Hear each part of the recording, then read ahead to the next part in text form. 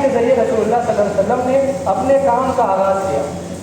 اس تعلیم کے ذریعے رسول اللہ صلی اللہ علیہ وسلم نے ایسی سوسائٹی کو چینج کیا کہ جو سوسائٹی اجڑ تھی، ناگوار تھی، جہاں کے لوگ سمجھنے کو تیار نہیں تھے، بھٹکے ہوئے تھے۔ مؤلفین نے لکھا ہے کہ وہاں کے مکہ میں اس وقت صرف 14 لوگ تھے جو پڑھے لکھے تھے، جس میں سے 10 مرد تھے اور 4 خواتین۔ تو ایسی سوسائٹی کو رسول اللہ صلی اللہ علیہ وسلم نے اس دعوت کے ذریعے، اس دین کے ذریعے اور اس تعلیم کے ذریعے چینج کیا، اور کئی سو سالوں تک اس تعلیم کے ذریعے اسلام میں ایسے لوگ پیدا کیے گئے جن کا ثانی آج پیدا ہونا مشکل ہے، جن کے جیسا انسان آج پیدا ہونا مشکل ہے۔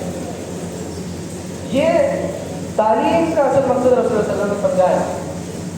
آپ یونیسکو کی ویب سائٹ پر جائیے، وہاں پر آپ موروکو میں دیکھیں گے ایک یونیورسٹی ہے جو کیمبرج یونیورسٹی سے 800 سے 900 سال پہلے بنائی گئی، جو دنیا کی سب سے پہلی یونیورسٹی تھی، جس کو بنایا ایک خاتون نے، ایک مسلم لیڈی ہے جس کا نام فاطمہ اشعری تھا۔ انہوں نے ایک فنکشننگ یونیورسٹی کا ایجاد کیا۔ فنکشننگ یونیورسٹی کا مطلب جہاں پر درجہ بندی کے ساتھ تعلیم ہو، تعلیم کے بعد امتحانات ہو، امتحانات کے بعد سرٹیفکیٹ دیا جائے، سرٹیفکیٹ کے ساتھ جو ہیڈ پہنایا جاتا ہے، جو کیپ پہنایا جاتا ہے، وہ بھی فاطمہ اشعری کا انوینٹڈ ہے۔ تو اسلام میں عورت کا مرتبہ، اس کا رتبہ، ایجوکیشن کے سلسلے میں اس کا کنٹریبیوشن یہ بتاتا ہے کہ اسلام عورتوں کو اس چیز سے آگے بڑھاتا ہے، دباتا نہیں۔ تو یہ دنیا کی سب سے پہلی یونیورسٹی ایک لیڈی نے بنا کر، اس کے بعد کچھ سالوں کے بعد انگریز آئے اور مسلم دنیا پر مسلط ہو گئے، تو ہمارے ساتھ سانحہ یہ پیش آیا کہ ایک تعلیم جو انڈیویجول یونٹ تھی، ایک تعلیم جو ناقابل تقسیم تعلیم تھی، اسے الگ کرنا پڑا۔ وہ ایک وقت کا تقاضا تھا، وہ حالات کی مجبوری تھی کہ دینی تعلیم کو الگ کیا گیا اور دنیا کی تعلیم کو الگ کیا گیا۔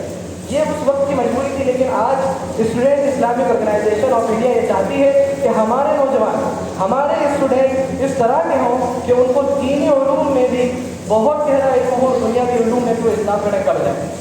وہ نوجوان جو مسجد میں خطبہ بھی دیں اور دنیا کے علوم میں آگے سے آگے اسٹیج پر کھڑے رہیں، ایسے نوجوان اسٹوڈنٹ اسلامک آرگنائزیشن الحمدللہ تیار کرتی ہے، فراہم کرتی ہے سوسائٹی کو۔ تو یہ چیز ہے، اس تعلیم کے ذریعے سے ہمیں بتایا گیا، کیونکہ ہمارے جو بڑے لوگ جو گزرے ہیں ان کی بھی یہی سوچ تھی، یہی منشا تھا، یہی مقصد تھا کہ ہم اس تعلیم کو انڈیویجول یونٹ بنا کر چلیں، اس تعلیم کو، اس ایجوکیشن کو ناقابل تقسیم بنا کر چلیں، جس میں متفرقہ نہ ہو۔ آپ نے امام راضی کا نام ضرور سنا ہوگا۔ امام راضی 12ویں صدی کے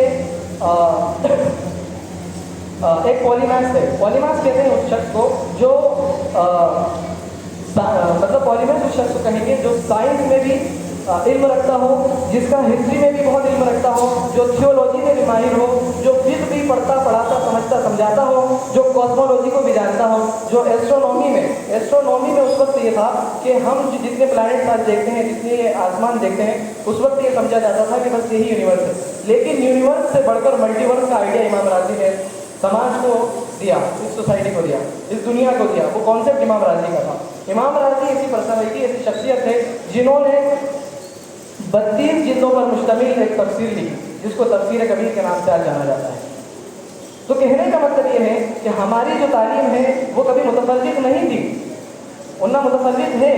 ہم ایسے نوجوان چاہتے ہیں جو دینی علوم میں بھی ماہر ہو، جو قرآن کا حافظ بھی ہو، جو مفسر بھی ہو، جو محدث بھی ہو، لیکن ساتھ میں وہ میتھمیٹیشین بھی ہو، وہ ایسٹرونومی میں بھی علم رکھتا ہو، وہ کاسمولوجی میں بھی علم رکھتا ہو، وہ سائنس میں بھی علم رکھتا ہو۔ اس کے لیے الحمدللہ بہت سی تنظیمیں، بہت سی جماعتیں، بہت سی آرگنائزیشن، بہت سے اسکول اور بہت سے انسٹیٹیوشن اس کے لیے محنت کر رہے ہیں۔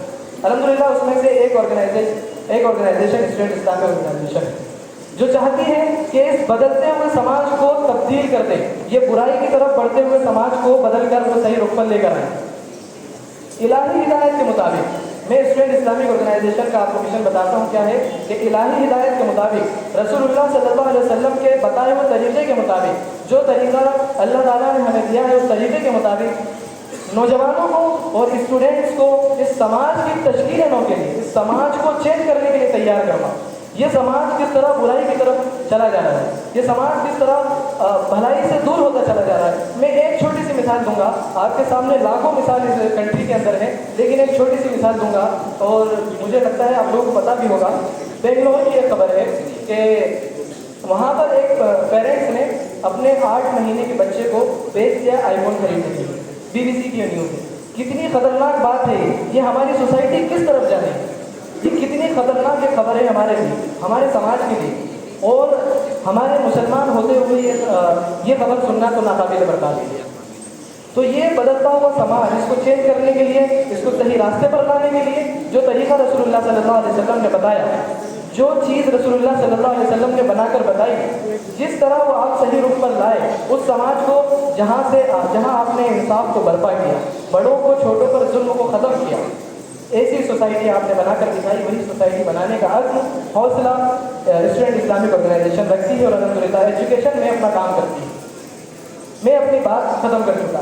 میں بس ایک بات اور کہنا چاہوں گا کہ آپ لوگوں کو بہت مبارکباد ہے ہماری طرف سے کہ آپ لوگوں نے اچھی محنت کی. اللہ رب العزت نے آپ کو اس قابل بنایا, اچھے پرسنٹیج سے آپ لوگ کامیاب ہوئے, اور اللہ رب العزت آپ کو اپنے عصری علوم میں, دینی علوم میں خوب ترقی عطا کرے, اور خوب اوپر تک آپ لوگوں کو لے کر جائے. وآخر دعوانا الحمدللہ رب العالمین.